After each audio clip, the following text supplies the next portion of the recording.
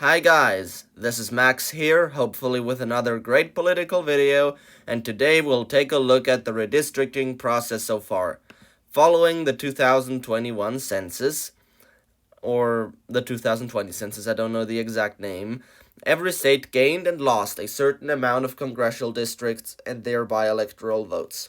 And some states have already proposed new congressional maps, some even passed them. Here we see all the states that already passed their congressional maps. Now, obviously, there are a couple of states like Alaska, Wyoming, South Dakota, and North Dakota that have only one congressional district, so there's only one possible map that they could pass, but there are some states that got more of them. Now, let's take a look at Nebraska. In Nebraska, not really all that much changed in terms of the congressional makeup, because that district is still fairly close, while all the other districts are quite, let's say, they're quite red. It's not very difficult to observe because that's R plus 17, this one's R plus 57. And Nebraska's second district actually used to be voting for Joe Biden in the last election. It actually voted for him, and it was also very differently shaped from what it looks now. But this new district has a slight Republican lean. I can show you the old map right here. That thing was even, but it did vote for Joe Biden. Just want you to know. Alright, other than that, we got Oregon. And Oregon is a map that makes me really, really mad. For a simple reason. There's only one Republican district. There are 5 Democratic districts. And that is even though the Democrats didn't even crack 60% in Oregon, they're supposed to get 5 of 6 congressional districts. 5 out of 6 districts.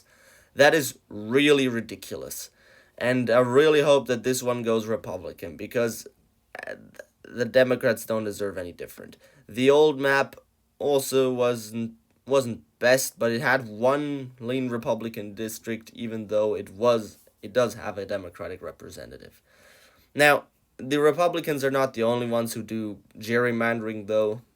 Named after a U.S. vice president, in fact, a certain guy called Gary, and he drew a district that looked like a salamander, so they called it gerrymandering.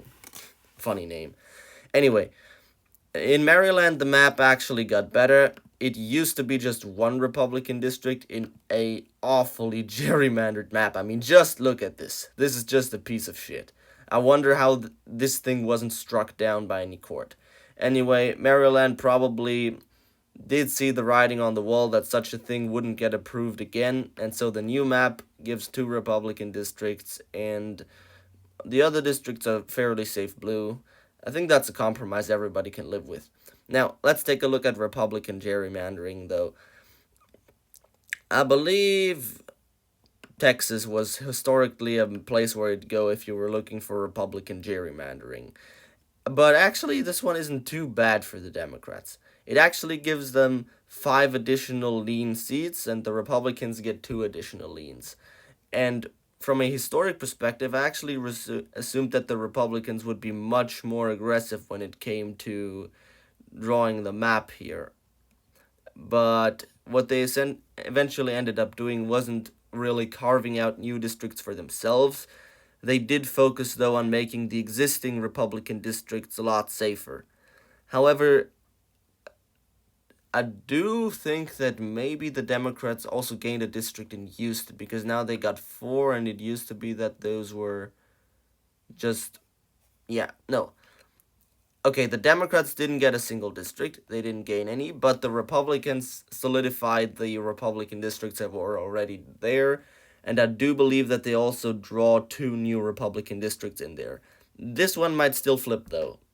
It is an even district because in the 2020 election it was very close, but we could see this one actually go red, which would be surprising to see considering the fact that it used to be such a safe Democrat district.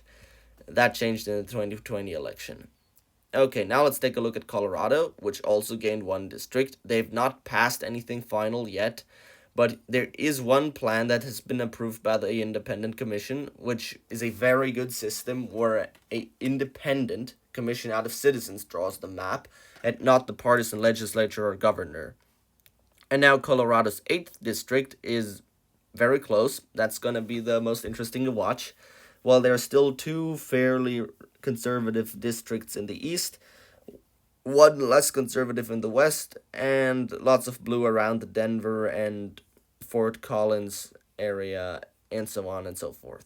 The old map it did look different, but it had a similar makeup. All right. Now let's take a look at the state of New York. New York lost a congressional district. It used to be that it had 27, now they got 26. And as of right now, it seems that they gerrymandered it quite significantly, but not as much as they could have had.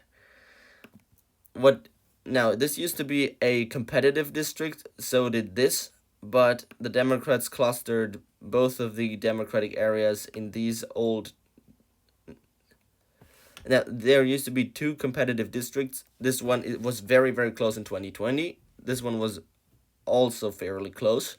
But the Democrats drew the Democratic areas out of these two districts into one new district. While I believe. Wait a second, I have to compare to the old map. 1, 2, 3, 4.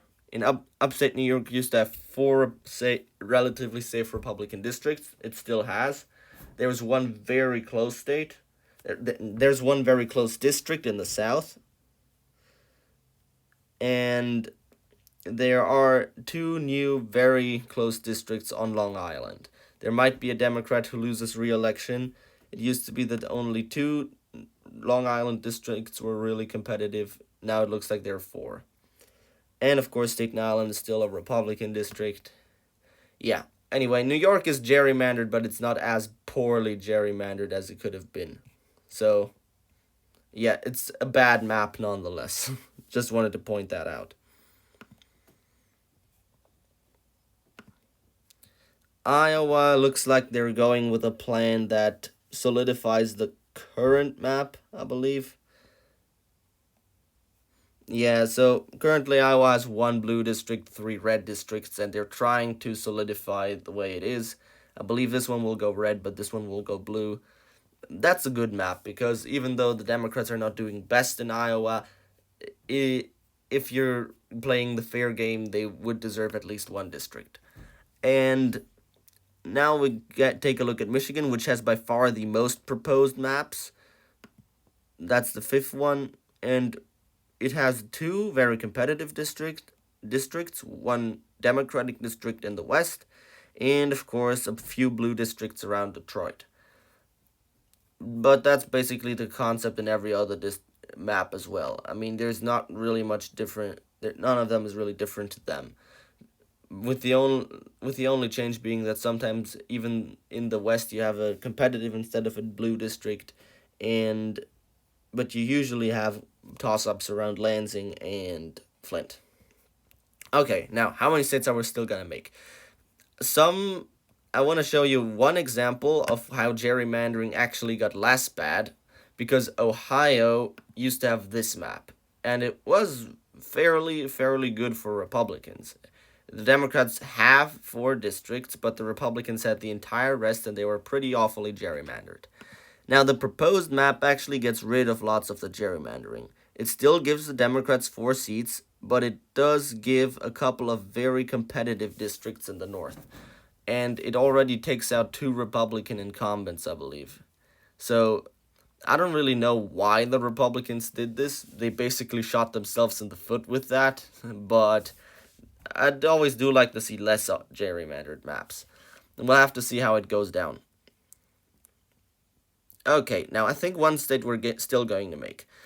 And I want to show you one example of a state where really never anything gets gerrymandered, nor does anything ever change, and that is the great state of Maine, right next to mine, Vermont. We don't technically have a border, but it's very close.